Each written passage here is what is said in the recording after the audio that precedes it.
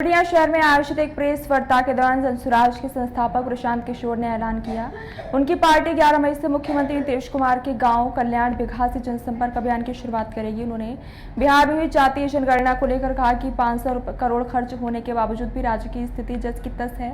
उन्होंने बताया कि आज भी केवल 5% दलित, महादलित और अति पिछड़ा वर्ग के बच्चे ही 12वीं पास कर पा रहे हैं। सरकार की ओर से इस दिशा में कोई कदम नहीं उठाया गया। प्रशांत किशोर ने कहा कि पिछड़े और भूमिहीन वर्ग को सरकार द्वारा 2 लाख की सहायता राशि और 3 डिसमिल जमीन देने का वादा अधूरा रह गया। अब तक सिर्फ 1 लाख लोगों को ही जमीन दी गई है, जबकि 50 से अधिक लोग इसका लाभ मिलना चाहिए।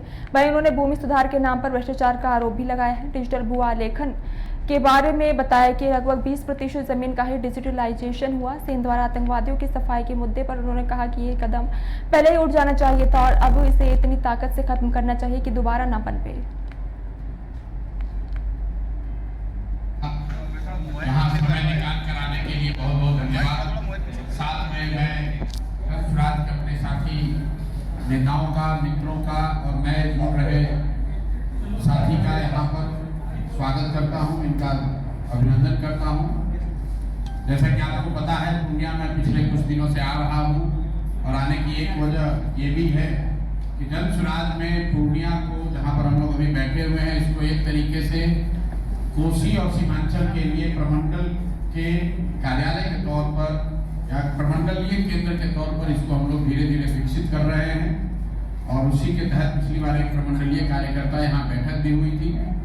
आप देखेंगे कि जनसुराज की जो गतिविधियां हैं जो सीमांचल में कोसी के क्षेत्र में चलेंगी, उसका केंद्र पूर्णिया होगा। पूर्णिया में जहाँ पर हम लोग बैठे हैं, माननीय उदय जी का जो ये प्रेमाइस है, परिसर है, ये उसका केंद्र होगा। उसी के तहत आज मैं फिर यहाँ पर हम लोग की एक गमौर में सभा है और उसके बाद मैं बिहार में जा रहा हूँ, कस्बा में, वहाँ पर एक सभा है। ये सभाएं हम लोग इसलिए कर रहे हैं कि जहाँ पर मैं पदयात्रा के माध्यम से नहीं पहुँच पाया हूँ, वहाँ पर जाकर कोई वक्तव्य, कोई योजना, कोई प्रयास नहीं किया गया। जब ये जातीय जनगणना का रिपोर्ट आया नवंबर 2023 में, आप लोग भी भूल गए हैं, 24 नवंबर को 2023 को नीतीश कुमार ने, तब तेजस्वी यादव के साथ, जो उनके साथ सरकार में थे, उन्होंने ये घोषणा की थी कि जनगणना में कुल जो 94 लाख गरीब परिवारों को चिन्हित किया गया है सभी जातियों से, उन सभी परिवारों को 2-2 लाख रुपए की सहायता राशि दी जाएगी। हम लोग की जानकारी के मुताबिक आज तक 2 साल बीत गए, 2 बजट आ गए, अभी तक किसी को भी 1 रुपए का सहायता नहीं दिया गया।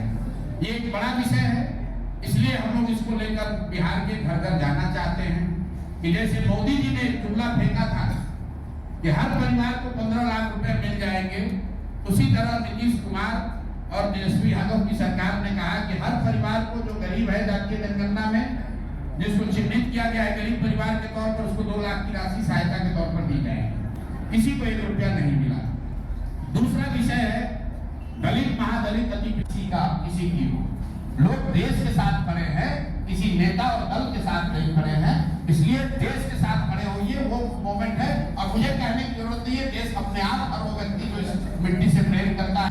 अभियान से हम आज स्वस्थ मन से, पूरी ईमानदारी, कर्मठता के साथ जुड़ने का सार्वजनिक रूप से घोषणा करते हैं और आशा करते हैं कि जनसुराज परिवार पूर्णिया हमको आगे भी